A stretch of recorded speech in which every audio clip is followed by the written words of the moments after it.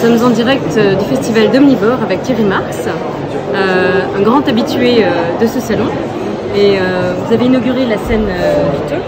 Quel est le message que vous avez souhaité apporter lors de votre intervention? Impact social, impact environnemental, durabilité.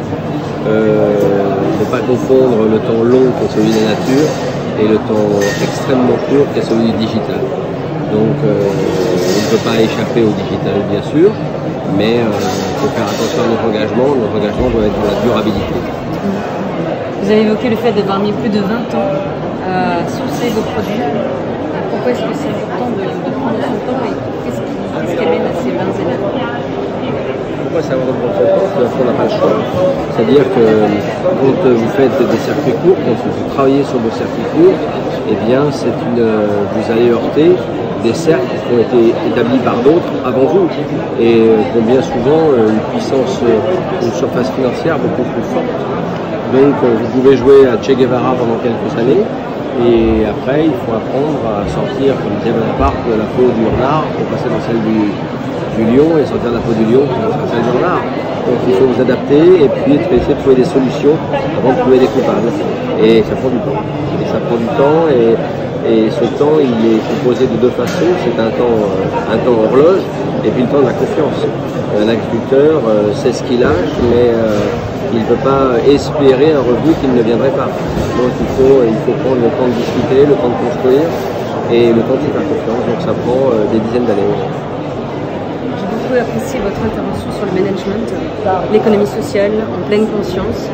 Et vous avez tenu des propos très concrets en fait sur comment parler aux équipes et comment les intégrer presque qu'il y ait plusieurs micro-entreprises dans une entreprise. C'est un peu ça d'abord. L'entreprise c'est de l'humain. Nous les chefs on parle souvent de permaculture. Alors on a l'air de faire des grands connaisseurs dans le jardinage, mais une entreprise c'est aussi de la permaculture humaine comme une société. Donc il faut apprendre à vivre ensemble.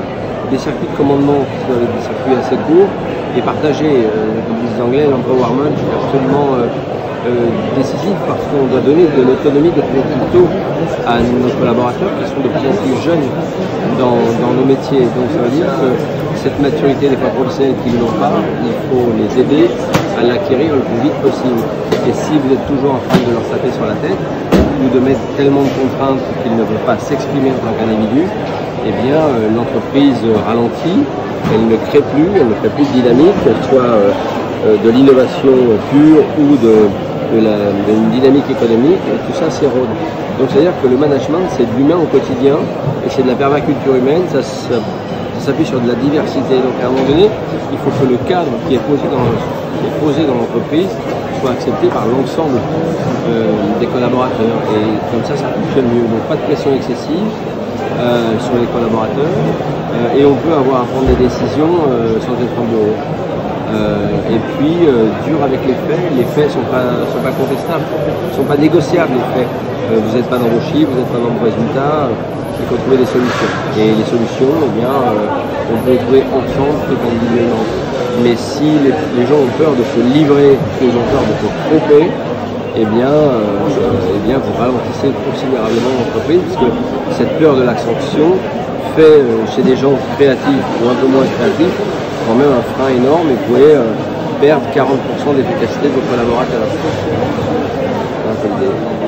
Et le manager alors se mesurerait peut-être en termes de turnover des équipes? Bien sûr, il y a un acteur fort, un curseur fort et effectivement le turnover. Commencer à dépasser des turnovers de 30 ou 40%, ce qui est souvent le cas dans nos métiers, c'est beaucoup trop. Un turnover de 10-15% peut être acceptable parce qu'on sait très bien que les gens qui travaillent dans nos maisons travaillent de façon assez courte et ont envie d'aller butiner ailleurs très rapidement. Nous, ma génération, quand je parle de ma génération, on attendait au moins une année pour avoir un certificat de travail qui tienne un petit peu la distance. Là aujourd'hui on n'est plus du tout là-dedans, on fait une formation extrêmement rapide, on travaille un petit peu chez des confrères, des chefs connus pour récupérer un petit peu de notoriété et ensuite on se lance assez vite dans ce métier. Très souvent on abandonne aussi assez vite. Donc je pense que dans cette conférence j'ai parlé de durabilité, il va falloir apprendre à mesurer ça parce que quand on parle de grands chefs aujourd'hui, ce sont des gens qui ont déjà au moins 20 années d'expérience dans leur métier. Et que tout ça, ça se mesure. Et puis il y a des gens qui n'ont pas mesuré ça et qui aujourd'hui sont plus nulle part. Ils ont disparu. Donc cette hyper-consommation des chefs et un peu moins de la cuisine finalement, eh bien, fait que ça fait quand même beaucoup de Mozart assassinés. Mais c'est une expression que vous avez utilisée aussi. Oui. Vous avez parlé de la crise. Et vous, durant la crise, vous avez mis à profit ce temps pour faire des recherches et publier un livre au printemps avec Raphaël Aumont. Est-ce que vous pouvez nous en dire 2 mots et à qui s'adresse-t-il? J'ai publié 2 livres pendant le confinement. Effectivement, un livre avec Raphaël parce qu'on n'a pas fermé le centre de recherche et de développement de Paris-Saclay pendant ces confinements. Et puis un livre personnel sur la situation dans laquelle on était. S'appelle celui qui ne combat pas a déjà perdu, c'est la phrase de Bertolt Brecht. Et on dit effectivement, si on se laisse hypnotiser par la Covid, si on se laisse Netflixer finalement, parce que le train de l'économie est à l'arrêt, et parce que ce virus, on en a tellement peur, et bien sûr qu'il fallait se protéger, mais on en avait tellement peur, qu'il fallait se mettre en capacité de regarder un petit peu au-dessus de la ligne d'horizon, et de réfléchir quand même au métier de demain, et que toutes les crises nous ont montré depuis la nuit des temps qu'on finissait toujours par en sortir ou d'en mourir. Une fois que vous êtes mort, ça c'est dit, vous n'êtes plus là, mais si vous n'êtes pas mort, il faut en tirer un petit peu, il faut en prendre son parti et dire voir qu'est-ce que je vais pouvoir faire pour me servir de cette leçon qu'est la crise. Et je pense que beaucoup de mes confrères ont tiré de belles leçons de cette crise, ont réaménagé leurs entreprises, et moi ça a été mon cas aussi. Et puis j'ai travaillé sur les circuits courts, j'ai mesuré un peu l'impact social et environnemental de mon entreprise. On a développé des startups sur de l'alimentation comme le chocolat, comme la boulangerie. On a accéléré un certain nombre de processus, mais on s'est adapté. Et c'est encore une fois, cette planète s'est construite sur les crises. La seule chose que je pourrais prédire, c'est que des crises, il y en aura d'autres. Et je ne suis pas un grand futurologue pour dire ça. Et aucun futurologue, tous les futurologues sont trompés, personne n'avait prévu une pandémie. Bill Gates l'avait dit, mais on ne l'avait pas entendu. Paul Valéry en 1931 écrit le monde fini commence, personne ne se rappelle de ce livre.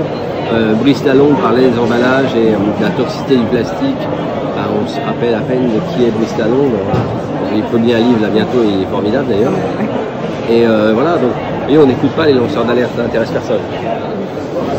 Dans les prochaines semaines, quelle est votre actualité sur vos projets? Dans les prochaines semaines, on travaille sur un livre avec un médecin et puis évidemment remettre sur le restaurant gastronomique, continuer les développements qu'il y a à développer.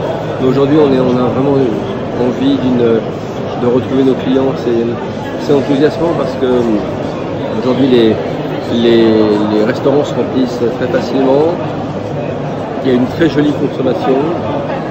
On avait plein de nouvelles choses à proposer à nos clients et donc profitons de ça pour le moment et puis regardons un petit peu tout ce qui va pouvoir être fait. J'ai parlé beaucoup d'économie sociale et il est vrai que comme je vais accélérer dans les prochaines années le travail sur cette économie-là, je vais forcément annoncer quelque chose dans quelques temps sur un projet un peu considérable dans cet univers-là, food et économie.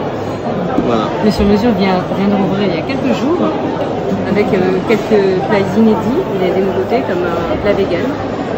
On a un plat vegan, oui. Pas parce que c'est une nouveauté, juste pour envoyer un message aux véganes que vegan c'est pas mal si on cuisine. Le vegan industriel, je crois que le vegan sera obèse demain. Donc je crois que le vegan, s'il s'intéresse à la cuisine vegan, c'est pas une vulgarité de dire qu'on est vegan. Et je pense qu'on peut faire une très bonne cuisine avec des produits sourcés vegan. Mais là où je me méfie encore une fois, c'est ce que je vois arriver sur le marché de l'industrie vegan, qui est pour moi assez mauvais durablement pour la santé. Merci beaucoup. Merci. C'est un plaisir.